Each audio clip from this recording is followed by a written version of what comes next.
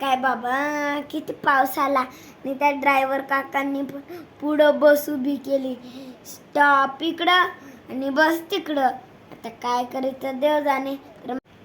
मग आईने मला कडेवर उचलून घेतलं कारण की सॉक्स शूज खराब होईल. मग आम्ही वरती आलो. आई बोलली चल आता घरी. आम्ही सगळे पोरं बोलायला लागलो. आई मला भिजू दे ना. तर आई बोलली का भिज पण छत्री घेऊन भिज. आम्ही लागलो छत्री घेऊन जरा भिजायला.